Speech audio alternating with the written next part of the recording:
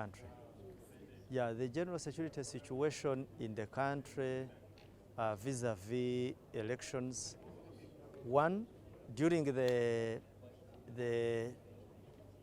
epitome of the casting of votes, the situation went normal. We escorted the materials.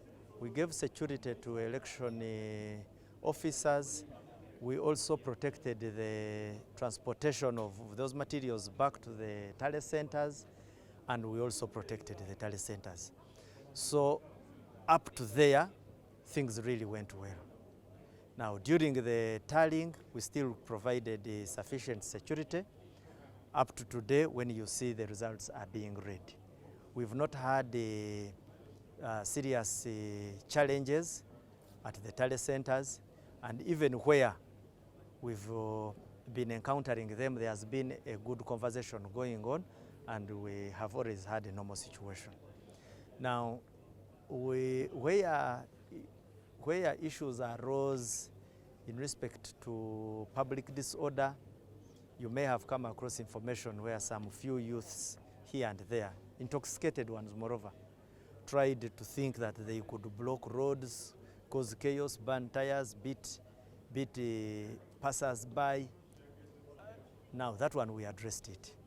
Of course, we had to apply our public order capabilities to ensure that we neutralize those kind of disorder conduct. The other issue which is at hand has been the allegation of that Honorable Bob, okay, he's not Bob Wine, but he's Honorable Kyagulanyi Ssentamu, commonly known as Bobi Wine, that he was arrested. And this information actually, it is alleged, was generated from his home. Now, from his home, they generated information that he had been whisked away to an unknown destination. But he sent the message when he was in his home. So, which is an irony. It speaks to morals, because an adult, when you start telling such petty lies for political expedience, you may have differences with your political opponents, but it's not a paycheck for telling petty lies. And at the end of the day, of course, they always bring it back to security. You may have issues with security, but all opponents who have issues with security do not behave that way, telling lies. So we want to give you assurances is there. Yes, there are security protocols along his routes, because there are so many security hotspots in this we mapped out, like where we think that your residence place or area of convenience can be used as a springboard to cause unnecessary disturbances. We certainly pick interest as security, and you would certainly see our security posture changing. But on a whole, whatever our actions and deployment do not amount to a siege and a restriction or an utter arrest. It is not an arrest. Yes. And what about the issue that you're not allowing any party member to access Mr. Kyagulanyi? Those party members, first and foremost, are the usual liars. But they are also the ones mobilizing chaos around town. You get it? And they think that we can sleep off and they organize from his home, which is not going to happen. Afande, is it true that a police helicopter landed in his compound? And if yes, why to that extent? Does he have space where a helicopter can land? Surely. Okay. And also your message to citizens as they wait for results and after results. We are still not yet out of the woods, but secondly, the threats are still being issued. You can even see that purported arrest, that false information. You can, if you're an adult, you can equally tell. You can easily tell that the author of such a message wanted to incite violence. So security deploys in accordance with threat estimates. There are attempts which are still very valid in terms of trying to destabilize us. So we shall still be around, and at a time when we feel that there are no threats, we shall withdraw and scale down. Your message to citizens? My message to citizens is one: do not be swayed into causing mayhem. Do not be swayed by people who sit back and leave you to enter into streams of fire. Attacking security installations, beating people, burning, putting campfires and flaming tarmac roads, destroying national infrastructure. What is that you are so annoyed of that you cannot resolve without burning that fire? And people will cause that chaos and simply want to walk away.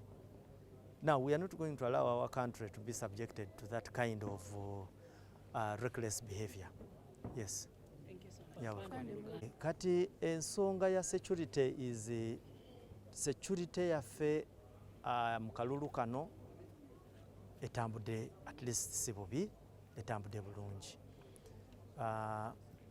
Omulimu gwaffe twakuuma abantu during obudde bwe bali ba politicians bwe banoonyezaamu akalulu ne bagenda mu bubox, obubox ne tubwescootinga ne bakuba akalulu abantu ne bavaayo ne bagenda ku tale centers. Ku tale centers security yaffe mbadde mugiraba, ate tuzze tutambula nammwe. Bwe bavudde mu tale centers obululu kati obwaba presidential candidates butuuse wano ku National Tale Center, security tukyagiwa. Weewaawo twafunyemu obumulumulu, twafunyemu okusoomozebwa abavubuka abamu bakifeesi abadde bagezaako okukuma ebiriro n'okuteekawo embeera embi mu bifo ebimu mu Kampala metropolitan area, naye nabo twagezezaako nnyo ne tukola ki, ne tutereeza embeera eyo. Nga message yaffe gye tugezaako okuwa abantu, please, teri kuwa biragalalagala na myenge n'akusindika mu kugenda okutandika okulwana n'abasirikale. Ekintu kye tutera okugamba abantu ate tebakiwulira abamu, gwe kulwaki oli akutuma yetajja, gwolooza kwaki yetajja, aba amanyi obubi obukirimu. Gwe jangu kwata candidate omutwale mukuma ebiriro wamu, bw'olaba ng'akikoze ng'otegeera nti ky'okoze gye kiri. Naye bw'olaba nga atudde mu nju ye, because of course tetujja kukwata muntu ali mu nju ye tuleke gwe we tusanze ku bipiira. Kubanga abavubuka bano abamu tubatayiza, ogenda okulaba yeesibye ekitambaala ali wali alina n'omuliro buli kimu, enku, ne tubakwata. Usually bali ababasindika ye kyayagala just bu video bakukute bakukubye emiggo, then ye n'atandika okukolerako capital. Abantu baffe babakuba, naye gwe kwaki tojja nayo ne bakukubiramu. So ye mbeera eyo. Then ekisembayo ndowooza kyekiri kye mwadde mubuuza ekya amawulire agayitingana nti Bobi Wine nti ennyonyi yazze n'emutwala ne helicopter nti ate musibe. Aga mawulire mafu era temugabirivinga, naye ate n'ekirala muyambe n'okuyamba ogezaako okusaasaanya ensonga entuufu. Nze mbadde simanyi nti politics weetuuse kati omuntu ayinza okutuula mu sitting room n'asindika message nti muwambe, because Honorable Kyagulanyi Ssentamu ali mu makaage. Family waliwo mikutu mpulira yasindise ng'egamba bamutute, enkya bw'anaafuluma mu nju ye bagenda gamba ki? Naye nga bumanyi ebya Uganda abantu abamu kati tebakyalina nsonyi. Ate n'ekirala abantu nabo tebaagala kubalumiriza. Omuntu bw'ayogera ekintu ng'ekyo kitaga ne bamulumiriza, bagamba ebintu bye wayogera leero nga tulaba kirala. Waliwo era omulala yadagamba nti naye kwaki temukirizaayo bantu uwe. Okay, ekyo nakyo kirala, naye tusooke kino ekyokugamba nti bazze ne bakusitula ne bakutwala, si kituufu. Kati ekyo ekikwatagana n'abantu abakkirizibwayo n'abatakkirizibwayo n'engeri gye tudeployinzemu security. Namwe mulina okukkiriza nti tulina okusoomozebwa kubanga ebiraga ku street biraga nti bano abantu bagezaako okumobilizing okuteekawo embeera. So bwe tuvaayo nga security especially abantu ab'obulimba nga buno, omuntu ne bwakugamba nti gy'alaga tuyinza kutegeera nti kyagenderayo kyekituufu. So nabo batuteeka mu mbeera gye tugezaako okulaba nti tetuba trustinga.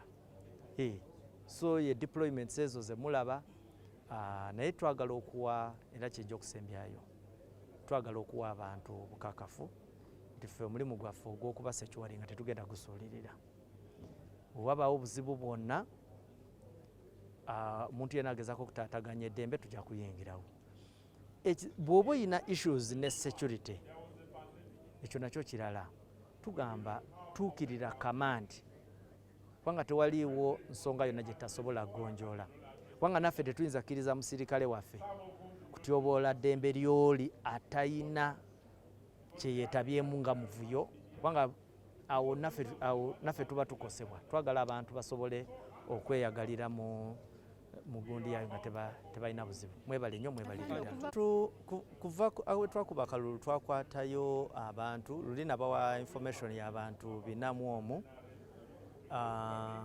nga abasinga baali omanyi ba candidates abamu bagenda ne bahayaringa bakifeesi ne babawa n'ebyenge nti bagende omunywa omwenga akuumira otya akalulu okuva ku ssaawa emu paka ssaawa 11. Era twayending up nga tubakutte because abo baguns era be bakuba n'abantu ku polling stations. So twabakwata, then of course abamu baali bakozinze emivuyo.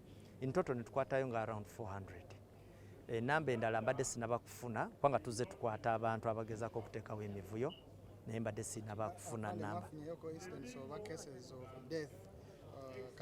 Yes, kati ng'ebutambala eyo waliwo abantu abataalutonda naye statistics tujja kuba tuzibawa nga tumaze